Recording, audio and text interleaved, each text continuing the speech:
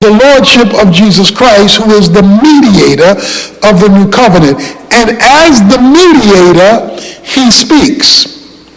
That's what verse 24 says, that he is the mediator of the new covenant, which speaks better than the blood of Abel. Abel died, but Abel, as a man dead, still spoke, because he was still alive. He was dead to earth, but alive to glory, but he spoke in glory, and it influenced what God did on earth. Jesus is the mediator, and a mediator brings together two parties. So Jesus is the mediator of the new arrangement that God is operating on today.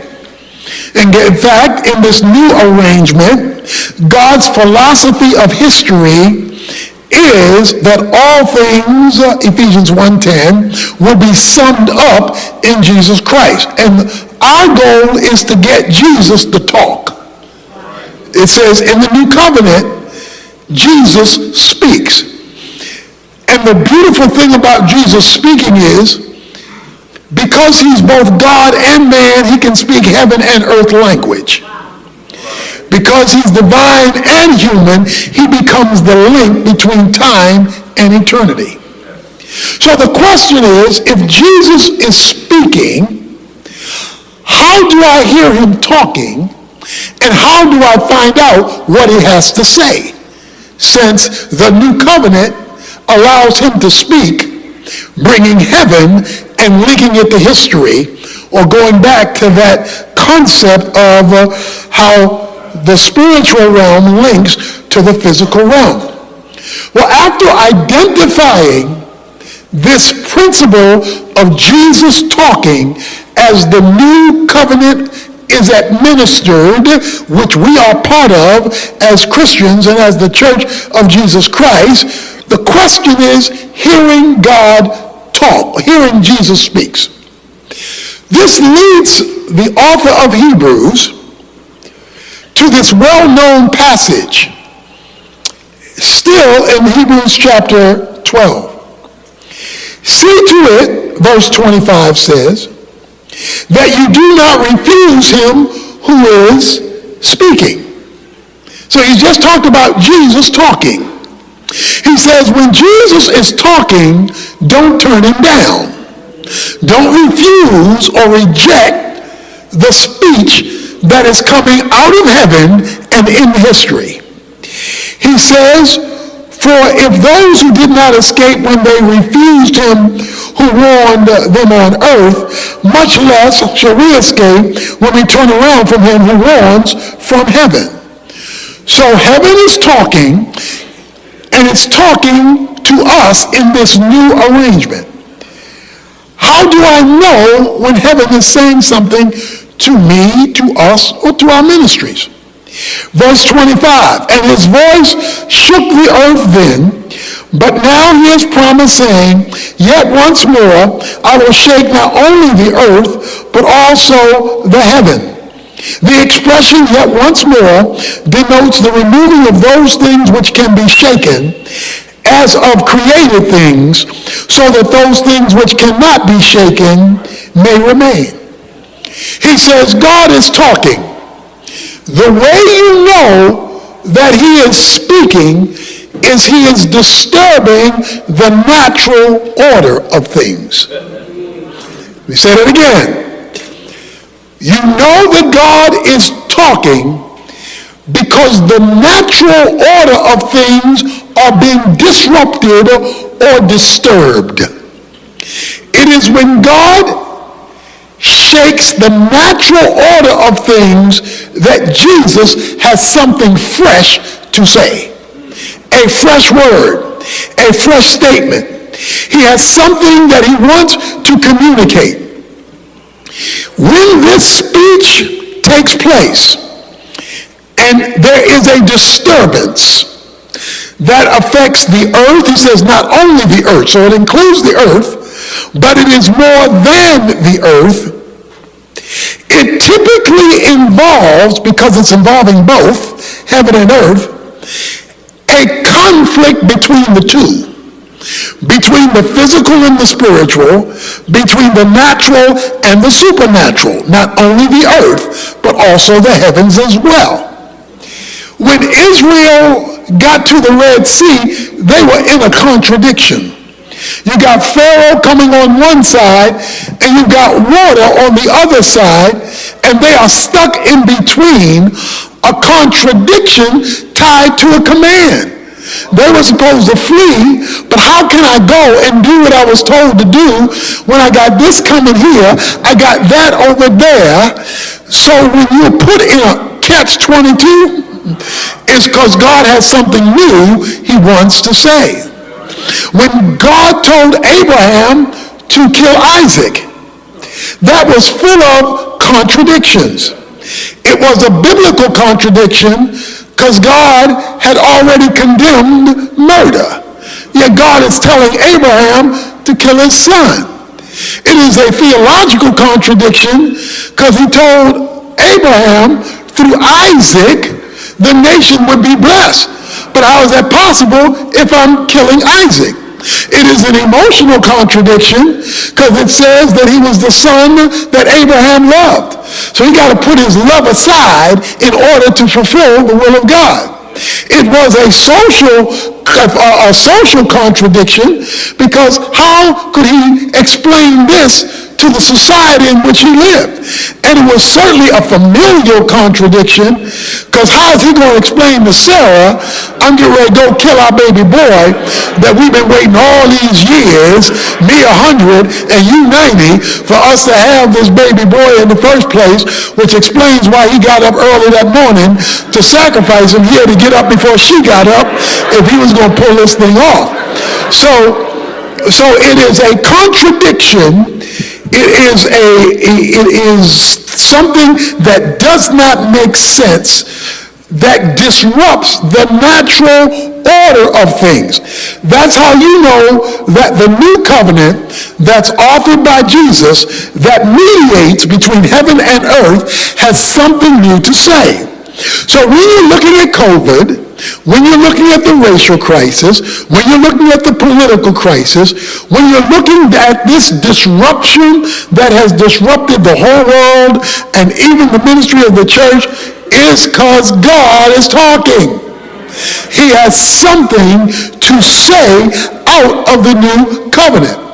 Now, whenever something is disrupted, it is uncomfortable. The bad news is it doesn't feel good if your order, your life, your circumstances has been turned upside down. But most of you ladies here have had a baby, which means that you know what it is to be in labor. You know what it is to go through the pain of childbirth. But we all know that childbirth is bad news in a good situation. The bad news is that it hurts. The good situation is that you're birthing something new.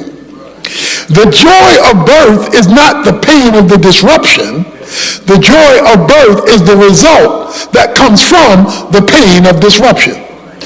Or since, in spite of what they're saying in some parts of the culture today, men don't get pregnant, we know what it is, most of us as men know what it is to throw up, to vomit, to regurgitate, okay? Well, that's usually bad news in a good situation because it's a nasty situation, but you usually feel better after you've done it. After you've thrown up, it's not good, but you feel better because you got out something that needed to get out. When God allows a disruption in the natural order of things, it's because he has something new he wants to say, or wants to show, or wants to communicate. We're living in a day of shaking. We're living in a day of disturbance. Martha and Mary ran into a contradiction. Jesus says, your brother is not going to die. He says, this is not unto death. A few days later, he's dead. That's a contradiction. The sisters know it's a contradiction because both Martha and Mary said, if you would have been here, this would not have happened. In other words, Jesus is your fault because you weren't here when you said you were going to be here. Whenever God disappoints you or disturbs you, it's because he's speaking new information to you coming out of the shaking, because there is a new covenant and new administrative manifestation he wants to bring to light to your life, to your environment, to your ministry, or in this case, what we're going through now is a disruption to the whole world. That's what's going to happen when the rapture takes place. There's going to be a disruption in the natural order of things. That's what's going to happen when Jesus returns to set his feet not in the clouds, but on the earth. There's going to be a disruption in the natural order of things. Why? Because he's instituting something new. What we're going through is God wanting to do something different, to say something new, to communicate to you, me, and us that business is changing. There is a new covenant strategy at work that God wants to implement. He says the danger is that you will refuse him who is speaking. Now, when there is a disruption in the weather, it's getting cloudy, it's getting stormy. You take the hurricane that just hit Florida and worked itself up to South Carolina and up the East Coast. The one that got the most attention was the weatherman or the weatherwoman. You might normally look at them, but they got undivided attention when there was this hurricane disruption into the natural order of things. And you really wanted to hear what they had to say, because this storm was going to turn your life upside down, because there was going to be this meteorological interruption. What God is saying is, when the storm hits in the circumstances of life, I want you to pay closer attention, because I'm doing something and I'm saying something I really want you to hear. So in light of all we're going through in ministry, God is talking now, and maybe the tendency is to run out, to quit, to throw in the towel, when God is saying, no, listen more closely, because I've got some new information that I want to share with you. So he says, do not turn him down when he is speaking, so that the things which cannot be shaken may remain. So whenever there is a divine disruption, what God is seeking to do is shrink the physical and expand the spiritual. Let me say that again. Whenever there is the divine disruption, he is seeking to shrink the physical and he's seeking to expand the spiritual. You remember, some of you had grandmothers like my grandmother. We would go over to our house on the weekends in Baltimore, Maryland, and we would often spend the weekends with my grandmother. We would get some Baltimore crabs on Friday night. My grandfather would buy the crabs and steamed crabs, and we would eat crabs, and then we would get up and watch cartoons on Saturday morning. On one occasion, or more than one occasion, it began to thunder and lightning on Saturday morning. I remember one time it happened on my favorite cartoon, which was Mighty Mouse. Here he comes to save the day, because Mighty Mouse was on the way. And I love to see Super Mouse do his thing. On this particular day that I remember, it's this thunderstorm coming in. My grandmother said, Tony, turn the television off. Say what? You heard me. Turn the television off. But I'm watching Mighty Mouse. Why do I have to turn the television off? She would say, because God is talking. The thunderstorm meant that I had to shut stuff down because heaven wanted my undivided attention. Grandmother wasn't too far off. Because what God is saying is, when I disturb the natural order of things, I want to bring to light the spiritual, because the natural has claimed too much territory. What God has done in the culture, racially, class, politically, circumstantially, is saying, y'all have gotten so secular, y'all have gotten so world-oriented that I have been dumbed down too long for too much, so I'm going to turn this thing around. I'm going to disturb the natural order of things. This happened in Ezekiel chapter 43. Talk about politics.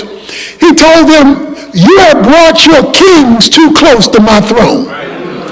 He says, you have brought your kings and put their throne in my temple next to my throne like we equal.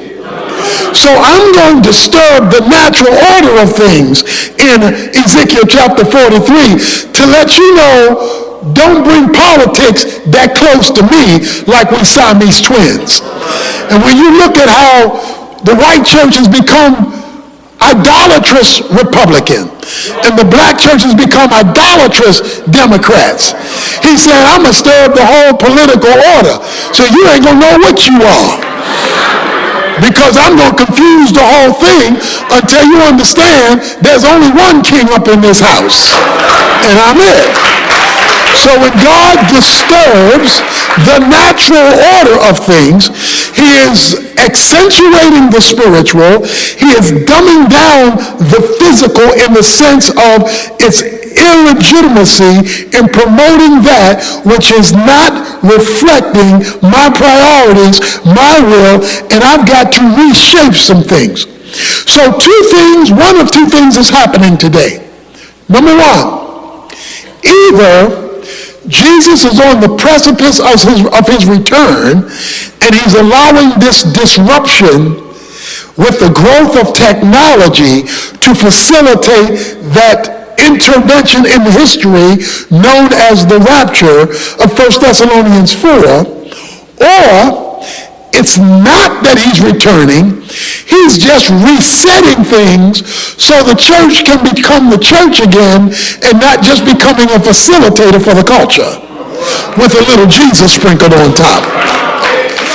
Because when you look at the church today, it is increasingly abandoning God's truth to placate the culture.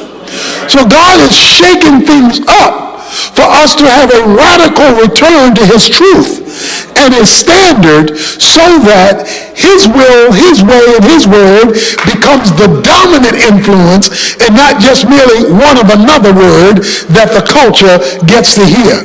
He says it is God talking, and he wants undivided attention.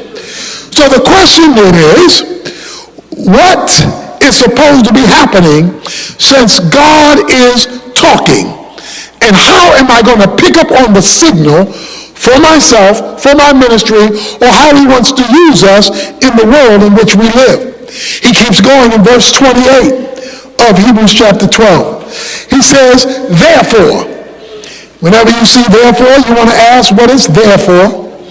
Therefore always links to what he's just said.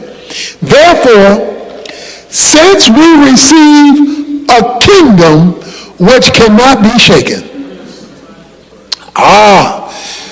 The word shaken is used again. When we saw shaken a moment ago, it was God disturbing something, turning things inside out. He uses the word unshaken. It cannot be shaken. So we're back to my word again. Kingdom. Okay? All right? Since we have a kingdom, the Greek word for kingdom is basileia. It means rule or authority. It is the rule of God. God's rule is comprehensive. It's administered covenantally. It's administered according to a regime over which Jesus is over now, and Jesus is now the one talking on behalf of God. He's talking about the kingdom. The kingdom that we have received that cannot be shaken. In other words, it is a kingdom that is not subject to the culture. Let me say that again. The culture is disturbed because God is talking. But God is talking in a disturbed culture to talk about a kingdom that cannot be disturbed.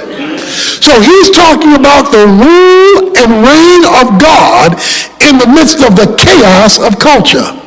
So in the midst of all this craziness that's going on, there should be one place that is not budging when everything else is shifting.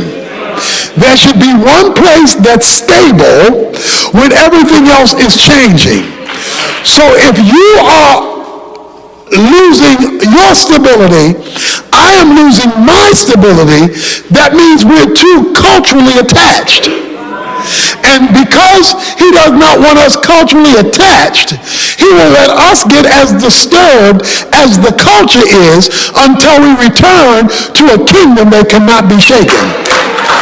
So if we all shook up like everybody else is all shook up, we're too attached.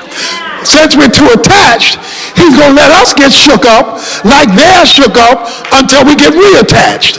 Because he wants to reveal a kingdom, a rule that cannot be shaken or disturbed by what is happening around us. If you're in an airplane and you notice how orderly things look in the plane? I mean, the farmland is all squared and the highways are all in order.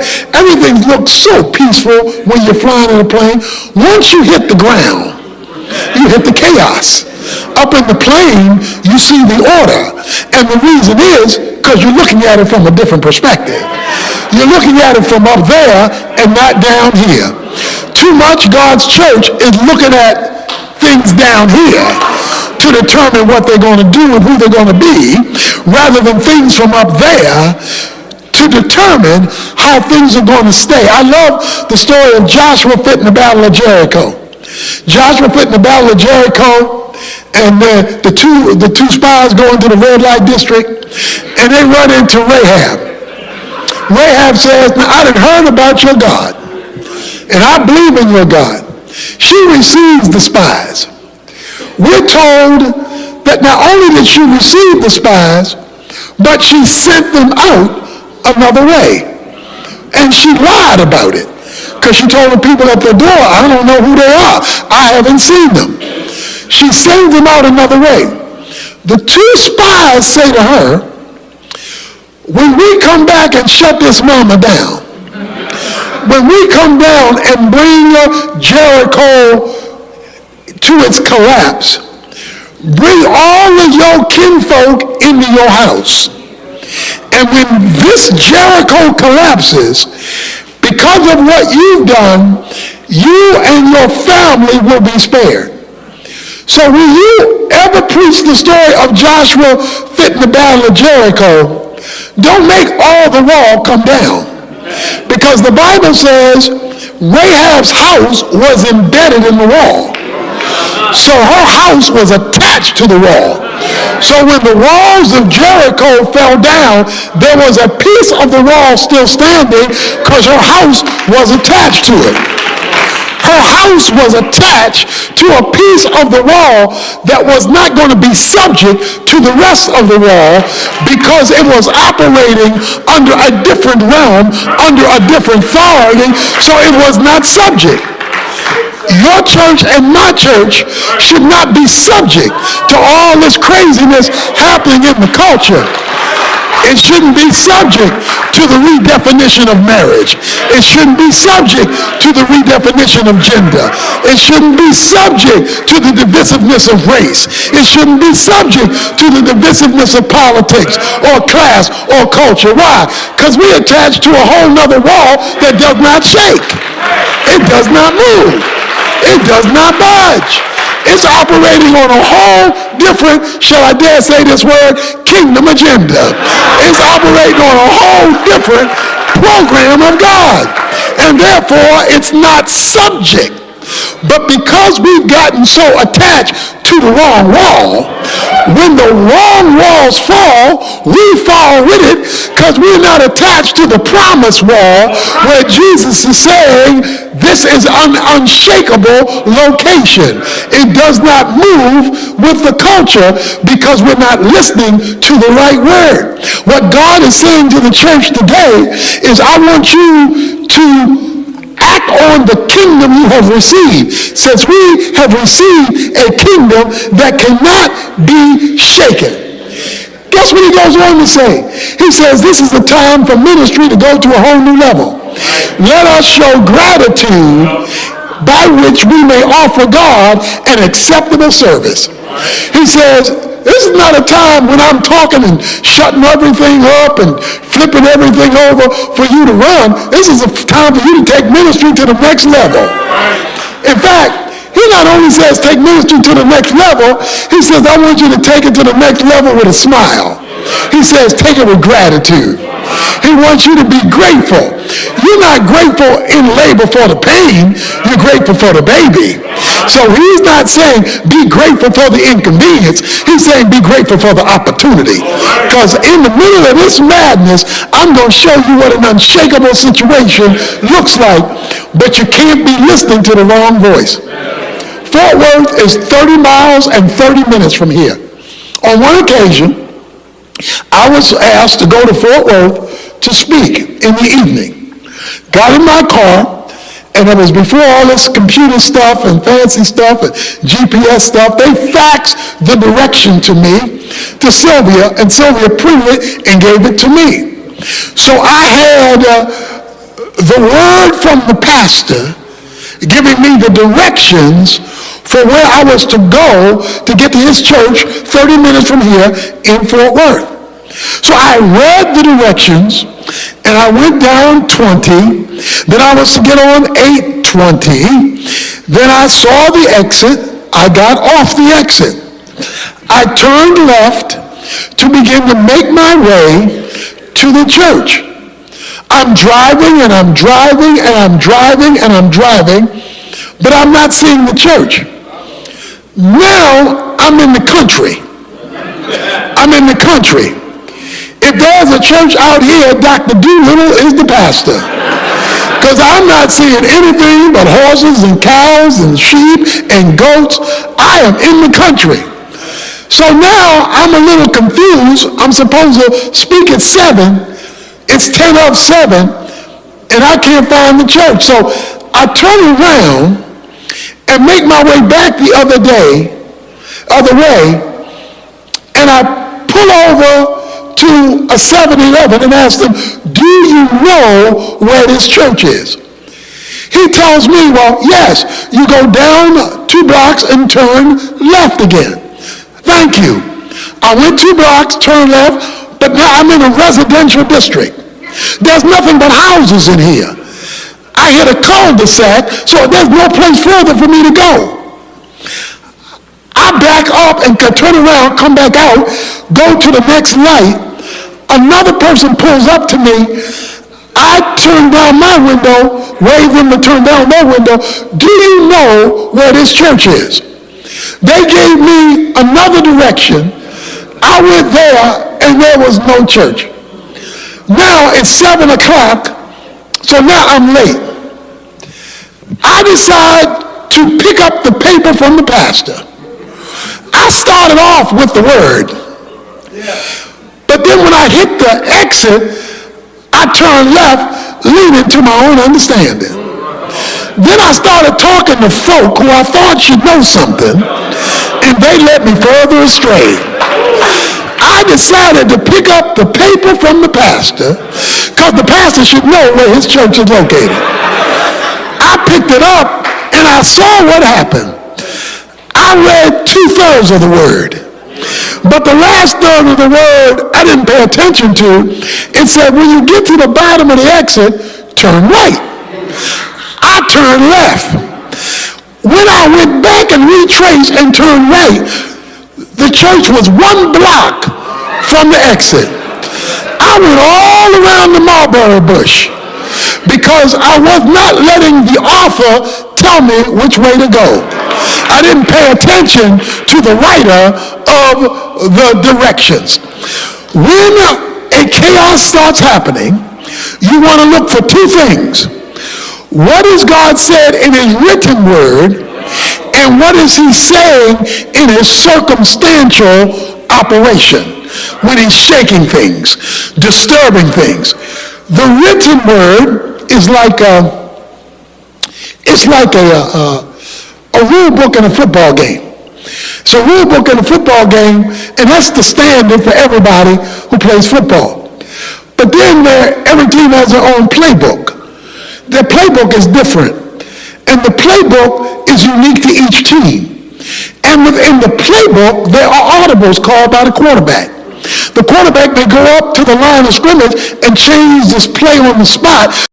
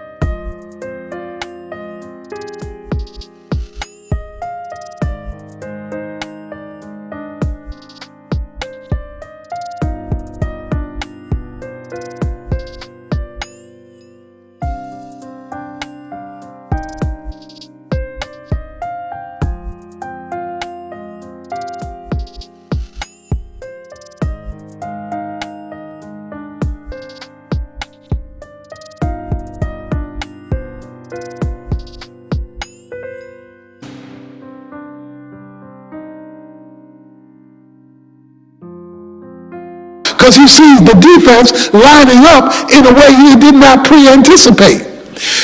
None of the things in the rule book changes, but things regularly change in the playbook or on the field depending on what's happening at the moment.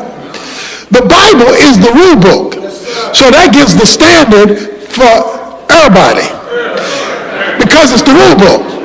But God is regularly shifting the playbook. And sometimes he audibilizes the call on the spur of the moment. So if you're not paying attention, you may know the rule book, but not know the playbook. The reason God gives us the Holy Spirit is so that he can, within the rule book of the Word, give us the playbook of our action. And sometimes he audibilizes it on the spot so that you have to make a quick turn and a quick change because of what Satan or the world or the culture is doing. It's amazing how many pastors don't change their sermons when the world is disrupted by a situation that happens in Minnesota when a man is killed by a policeman and they just preaching their series like nothing happened because the Holy Spirit doesn't have the freedom to call an audible in the series because they're not in tune to the shaking that has occurred in the culture, so that God's playbook can be communicated to God's people. Rule book can be communicated to God's people because the pastor has gotten the playbook or the audible that's needed for the disturbance that has occurred.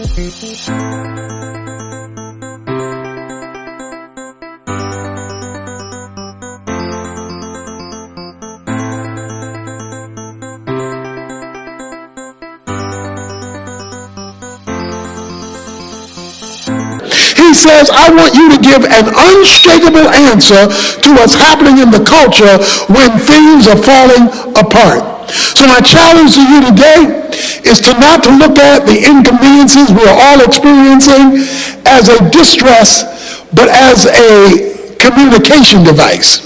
God is saying he wants us in a different way, at a different level, based on the objective truth of the word to the subject reality of its application in the experience of the ministry we perform, to demonstrate that while everything else is shaken, we're not shaken.